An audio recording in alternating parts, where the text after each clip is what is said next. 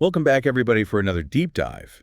This time we're taking a look at Franz Kafka's The Metamorphosis. A story that's definitely strange. Uh, Oh, yeah? yeah, but also like super profound. I know. It's one of those stories that just kind of sticks with you. So get ready, everyone, because we're about to go deep into a world of existentialism, alienation, and just the absurdity of it all, the human condition. Well, I think this is a story that really grabs you right from the start, right from the first line. Oh, yeah, for sure. Like, just imagine waking up one morning and you're not yourself anymore, but instead you're like this horrible vermin, like Kafka says. Ooh, it's just so disturbing, right? Yeah, that's exactly what happens to poor Gregor Samsa, who, he's just this traveling salesman. It's just a regular guy. Yeah, just an ordinary guy. And then boom, he wakes up and he's this creature with this, brown, slightly domed. Just imagine. It's so vivid and so unsettling. When you read that description, you can almost feel that disorientation, Totally. like that disgust that Gregor must be feeling, trying to figure out what even happened to him. And what's crazy is that at first, his biggest concern isn't even this huge physical change. Really? Yeah, he's more worried about missing his train and, getting in trouble at work. No way. So he's worried about his job. Yeah, even though he's turned into this bug thing, he's still thinking about his boss and his responsibilities. That's actually what I think makes it so interesting, because you've got this totally absurd situation. He's turned into a bug, Right. but then it's grounded in these everyday anxieties. That's brilliant.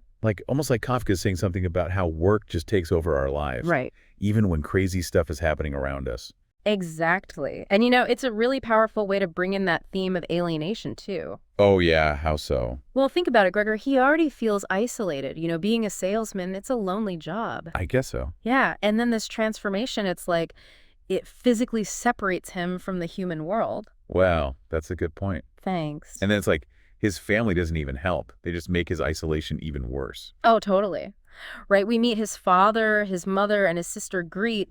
And at first they're concerned, Yeah, you'd think so. But then their concern, it just turns into fear and disgust. They can barely even look at him. It's so sad they can't even see him as their son and brother anymore. It's really heartbreaking. And, it makes you think about how much power physical appearance has. Yeah, we judge people based on how they look. Exactly. And how we define people by their roles or what they look like on the outside. So true. Gregor was valuable to his family because he was the breadwinner. Right. He paid the bills. Exactly. But the minute he loses that function and becomes this, monstrous thing, Right. their connection to him, it just vanishes. Yeah, it's like they don't even care anymore. And that shift in power dynamics is really important, because Gregor, he goes from being the provider to being completely dependent on his family. Oh, I see. Yeah, and that just amplifies his feelings of isolation and worthlessness. I can't even imagine. He's trapped in this awful form, and he can't even communicate with the people he loves. It is so awful. And to make things even worse, his family's having all these financial problems. Right. They have to rent out rooms to make ends meet. It's just adding insult to injury, right? Yeah, it's like piling on. And those outsiders, the lodgers, Yeah. they just emphasize how alienated Gregor is. He's not just a burden on his family, he's an embarrassment to them. It's like he's not even human to them anymore. Right. Oh, man, this is a recipe for disaster. It really is. And all that tension, it just explodes in the scene where Gregor comes out of his room. Well, he hears his sister playing the violin. Oh. And he's drawn to the music. He's seeking some kind of connection, I see. But instead of connection, he gets this horrified reaction from everyone. The lodgers are totally freaked out. Oh, no. His family is devastated, and Gregor, he ends up more isolated than ever. It just shows how powerful fear can be.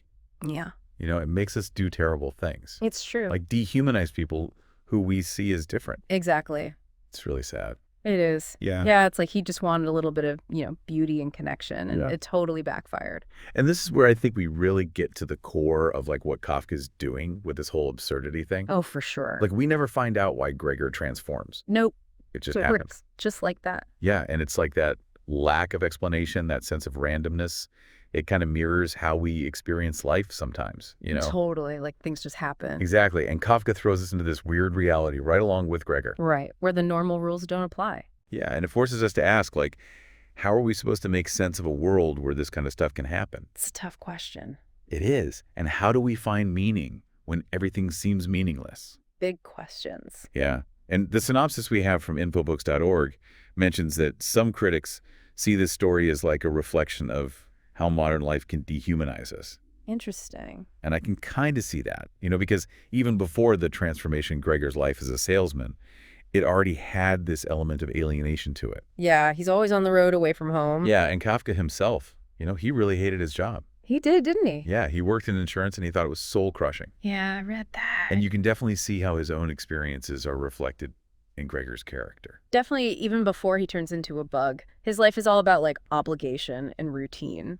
Yeah, it's like there's no real connection. No joy. Right? And so the metamorphosis, in a way, just makes that even worse. Yeah, it exposes how absurd it is to live a life that's only about work and meeting other people's expectations.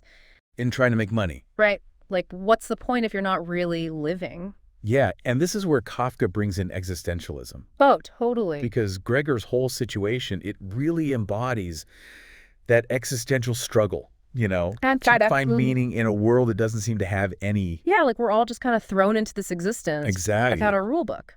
And it's so interesting how Kafka uses these, like, everyday details, Right. like worrying about work and money problems, Yeah. to bring up these huge philosophical questions. It's brilliant. He blends the ordinary with the surreal, Yeah. And it makes the philosophy feel personal. I like that. Like, think about how Gregor's physical transformation mirrors his growing alienation. Okay.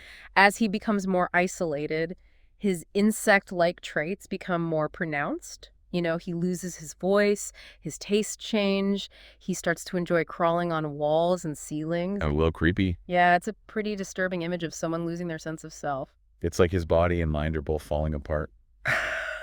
Exactly. And as his body changes, his connection to his human identity also fades. Right. It's like he's not even sure who he is anymore. There's that part in chapter 3 where Gregor hears his sister playing the violin. Yeah, what about it? He's completely overcome with emotion, and he thinks to himself, was he an animal that music could move him so? Like, he's questioning his own nature. Wow. It's like he's fighting to hold on to the last bits of his humanity. That is so sad. It's really tragic, because he's caught between these human memories and desires All right. and this new insect-like existence. It's like he's losing himself little by little. And he's trying so hard to hold on to who he used to be. It's kind of beautiful in a way. Yeah, like a sad beauty. You really feel for him, Yeah, even though he's becoming more and more monstrous in his family's eyes. Right. Yeah, it's hard not to feel for him. Uh-huh. Even though he's becoming this monstrous thing. Right. It's complex. It really is. And then, of course, he dies. It's inevitable. Yeah. Alone in his room, like nobody even really cares anymore. Yeah, and it's really striking how the family reacts to his death. Oh, yeah. How so? Well, there's this sense of relief almost, Really? Yeah, it's like a weight has been lifted and they can finally move on with their lives. Wow. They talk about taking a day trip, finding Greta a husband, So they're not even sad. It's like they've forgotten about him already. That's so cold. It is, and it really makes you think about how quickly people can forget about, someone who's been a burden. Especially when they don't fit in anymore. Exactly. It's like Gregor's metamorphosis. It didn't just reveal his own alienation, but it also showed how emotionally detached his family already was. That's a good point. And their relief at his death, Hmm. it just highlights something really unsettling about human nature. Yeah, like maybe Kafka is saying that their detachment was already there, Okay. and Gregor's transformation just made it more obvious. Like it brought it to the surface. Exactly. That's a really interesting idea. And it makes you wonder if they were ever really connected as a family, even before all this happened. Yeah, was there ever any real love there? That's a good question. And I think that ambiguity is what makes Kafka so powerful. Right. He doesn't give you easy answers. Nope. He just presents these like messed up situations Yeah. and forces you to think about what it all means. Right. And so after spending all this time with this story, what do you think Kafka's trying to tell us?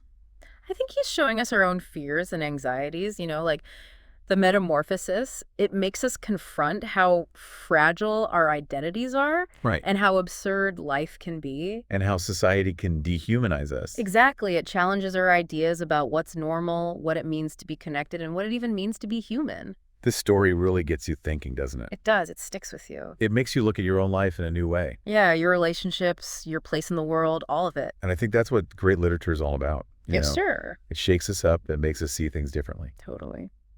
Well, this has been a fascinating look into the world of Kafka. And as we wrap up, I want to leave you with a question. Okay. Do you think Gregor's transformation symbolizes a loss of humanity, Or is it more about the absurd nature of existence itself? Hmm. That's a tough one. I think Kafka would be happy that we're still asking these questions, you know? Yeah, like we're still trying to find meaning in all this chaos. Exactly. Thanks for joining us on this deep dive into the Metamorphosis. And until next time, keep exploring, keep questioning, and keep diving deep.